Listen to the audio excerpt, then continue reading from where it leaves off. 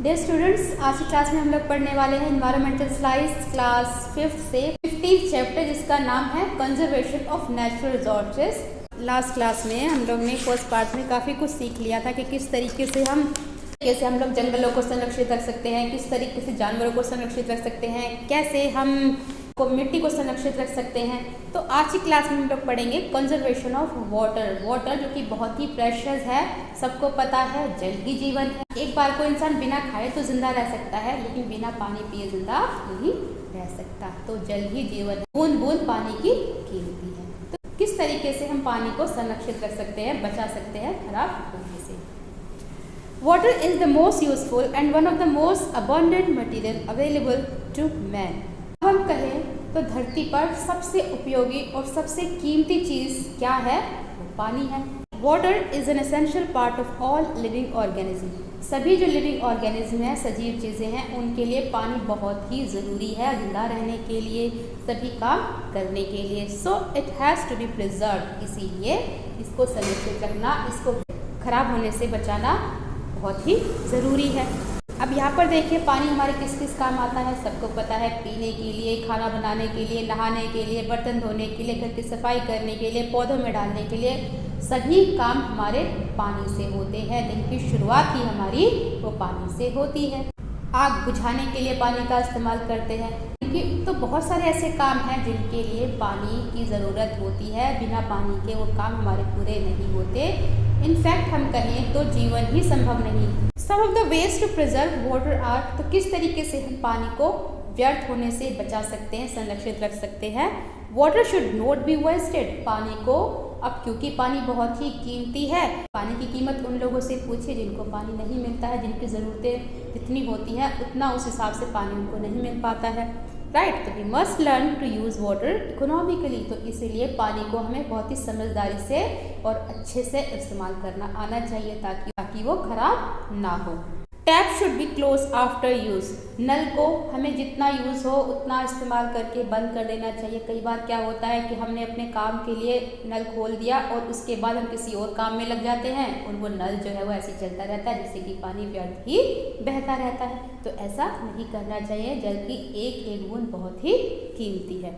Do not wash clothes or utensils near the sources of water। उसके अलावा पानी के जो स्रोत होते हैं, जैसे कि नदियाँ हैं या झीलें हैं या तालाब है या फिर कुएं हैं, उनके आसपास कपड़े नहीं धोने चाहिए या बर्तन नहीं धोने चाहिए, या फिर ऐसे काम जिससे कि पानी गंदा होता है वो नहीं करने चाहिए। इससे भी आप पानी को व्यर्थ होने से, खराब होने से बचा सकते हो, गंदा होने से, प्रदूषित होने से बचा सकते हो। Do not throw garbage from houses and industries into water. उसके अलावा जो कूड़ा करकट है जो कि हमारे घरों से या फिर इंडस्ट्रीज से, फैक्ट्री से निकला होता है, उसको भी पानी में नहीं बहाना चाहिए। कई बार लोग ऐसा करते हैं कि घरों से या फैक्ट्री से, इंडस्ट्री से जो कूड़ा करकट निकलता है उसको नदियों में, तालाब में, समुद्र में बहा देते हैं, जिससे कि वहाँ का जो पानी है वो प्रदूषित होता है। Never throw dead bodies of animals or bath animals in water sources. उसकी कई बार क्या होता है, डेड बॉडीज को पानी में बहा देते हैं या फिर जानवरों को नहलाया जाता है पानी के अंदर। तो ऐसा नहीं करना चाहिए, इससे भी पानी प्रदूषित होता है। Fresh water and dirty water should not be allowed to mix. इसके अलावा जो फ्रेश वाटर होता है, साफ पानी होता है, और जो गंदा पानी होता है, कोशिश करनी चाहिए कि वो मिक्स ना हो। इस तरह के इंतजाम करने चाहिए। Available fresh water should be conserve by building dams, reservation and canals. तो जो फ्रेश वाटर है उसको एक तरीके से हम कहें तो कंजर्व करना चाहिए, डैम बनाकर संरक्षित रखना चाहिए। डैम बनाकर, यानी कि बांध बनाकर, रिजर्वायर्स बनाकर, या फिर कैनल्स, नहरें वगैरह बनाकर, जिससे कि पानी जो है वो खराब होने से, गंदा होने से बच सके, उसका इस्तेमाल अच्छे से हो सके। Recycling of water in factory should be encourage. Recycling of water in factory should be encourage. Recycling of water factories में हो, इसके लिए उन लोगों को एनकरेज करना चाहिए। Using better methods of irrigation in which water is not wasted. खेती में सिंचाई करने के लिए कुछ ऐसे तरीके, इस इरिगेशन का मतलब होता है सिंचाई, जो सिंचाई करने के लिए ऐसे तरीके जो है वो अपनाने चाहिए जिससे कि पानी जो है वो खराब ना हो, ज़्यादा से ज़्यादा इस्तेमाल उसका हो सके। Conservation of air. अब बात करते हैं हवा की। अब हवा भी उतनी ज़रूरी है जितना कि पानी, है ना। Air is an important natural resource. Air भी एक बहुत ही महत्वपूर्ण प्राकृतिक संसाधन है। So none can survive without air. सबको पता है कि बिना हवा के जीवन संभव नहीं है। And all living things need air for breathing. सांस लेने के लिए सभी लिविंग थिंग्स हैं उनको ज़रूरत होती है हवा की। Therefore we must conserve air. Some of the ways to conserve air. इसलिए हमें हवा को संरक्षित रखना बहुत ही ज़रूरी है। किस तरीके से हवा को संरक्षित रख सकते हैं? Not cut trees thoughtlessly as they purify air. ज़्यादातर जो पेड़ पौधे हैं उनको काटने से बचना चाहिए। क्यों? क्योंकि जो पेड़ पौधे होते हैं वो हवा को साफ करते हैं, प्रदूषण होने से बचाते हैं। उसके अलावा not burning garbage and it causes air pollution.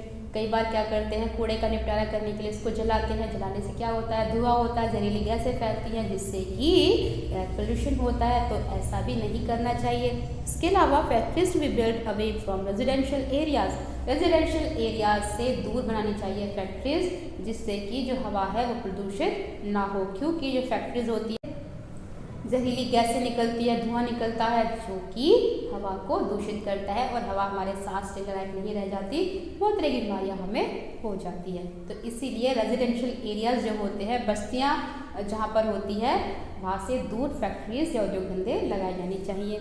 उसके अलावा get to vehicles check for pollution. जो व्हीकल्स रोड पर चलते हैं, गाड़ियाँ चलती है, उनका पोल्यूशन चेक होना चाहिए जिससे कि प्रदूषण ना फैले। Use smokeless chulhas. खाना बनाने के लिए चूल्हे ऐसे इस्तेमाल करने चाहिए जिनसे कि धुआं ना हो। Factories to have filters in their chimneys. Factories में जो चिमनीज लगी होती हैं उनमें फिल्टर्स लगवाए जाने चाहिए जिससे कि जो जहरीली गैसें होती है या फिर धुआं होता है वो वायु को प्रदूषित ना कर सके। ठीक है, तो ये तो हुई एयर कंजर्वेशन की बात। अब बात करते हैं कंजर्वेशन ऑफ मिनरल्स की। मिनरल्स क्या होते हैं? मिनरल्स जिन्हें हम हिंदी में कहते हैं खनिज।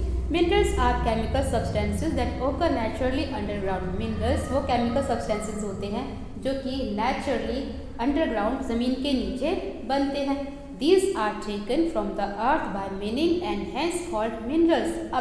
अभी जो मिनरल्स होते हैं इनको खुदाई करवा के खदान के द्वारा निकाला जाता है, इसीलिए हम इनको क्या कहते हैं?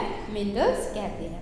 Coal, iron, oil, petroleum, potassium, manganese, gold, platinum etcetera, ये सभी मिनरल्स में आ जाते हैं। इसमें सोना है, इसमें कि कोयला है या फिर लोहा है या ऑयल है, पेट्रोलियम है, पोटेशियम है, मैग्नीज या फिर सोना या प्लैटिनम, ये सभी बहुत ही इम्पोर्टेंट मिनरल्स हैं।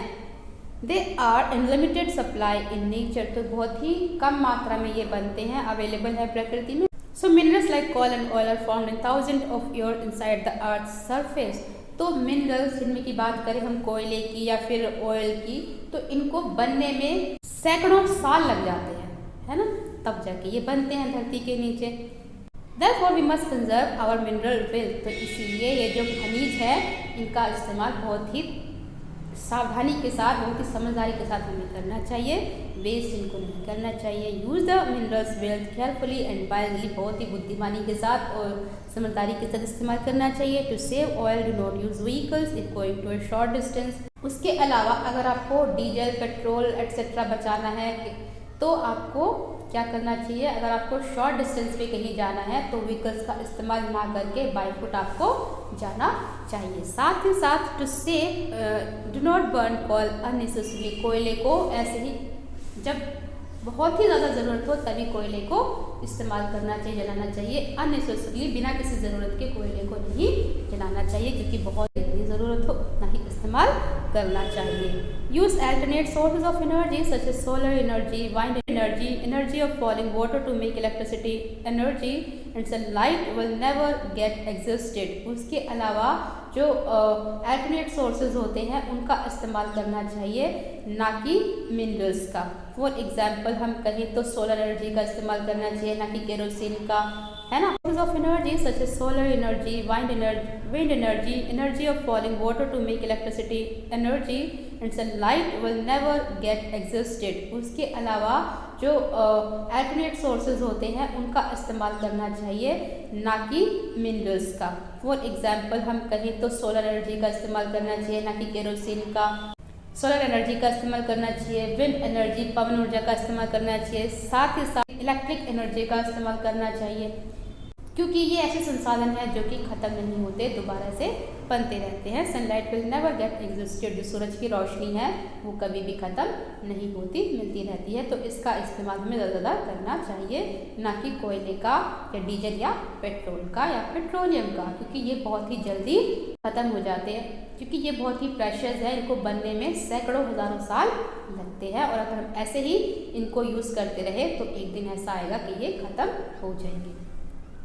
Today the most whittle problem facing India is over population. अब हम कहें तो जो सबसे बड़ी समस्या है आज के टाइम में जिससे कि भारत गुजर रहा है वो है ओवर पॉपुलेशन, बहुत ज़्यादा जनसंख्या। The resources are limited but population is increasing. अब जो प्राकृतिक संसाधन है वो तो लिमिटेड है, लेकिन जनसंख्या दिन प्रतिदिन बढ़ती जा रही है। अब उन लोगों की जो ज़रूरतें हैं वो भी बढ़ेंगी, तो उन ज़रूरतों को पूरा करने के लिए प्राकृतिक संसाधन है वो भी ज़्यादा से ज़्यादा इस्तेमाल होंगे, है ना। So the resources are being used at a faster rate. तो इसीलिए अपनी ज़रूरतों को पूरा करने के लिए जो प्राकृतिक संसाधन है ये बहुत ही ज़्यादा मात्रा में लगातार यूज़ किए जा रहे हैं। And if this continues then all the resources will get finished one day. और अगर ऐसा ही चलता रहा, इसी तरीके से हम लोग इस्तेमाल करते रहे तो क्या होगा, एक दिन ऐसा आएगा कि जो नेचुरल रिसोर्सेज हैं वो पूरे तरीके से ख़त्म हो जाएंगे। So man must remember that his survival depends on natural resource. इसीलिए इंसान को ये याद रखना चाहिए कि जो उसका सर्वाइवल है, अगर उसको यहाँ पर अगर धरती पर जिंदा रहना है, अपने आप को सर्वाइव करना है, तो वो डिपेंड है नेचुरल रिसोर्सेज पर, प्राकृतिक संसाधनों पर, है ना। So he must take proper steps to conserve natural resources. तो इसीलिए बेहतर कदम उठाए जाने चाहिए, बहुत ही समझदारी के साथ नेचुरल रिसोर्सेज का इस्तेमाल करना चाहिए और ऐसे तरीके ढूंढने चाहिए जिनसे कि हम इन नेचुरल रिसोर्सेज को ख़त्म होने से बचा सके या फिर कमी होने से बचा सके। सो इस वीडियो में इतना ही। उम्मीद करती हूँ कि जो टॉपिक था आज का वो आपको समझ आया होगा। मिलते हैं नेक्स्ट वीडियो में नेक्स्ट टॉपिक के साथ। Till then bye, take care, have a nice day. Thank you for watching.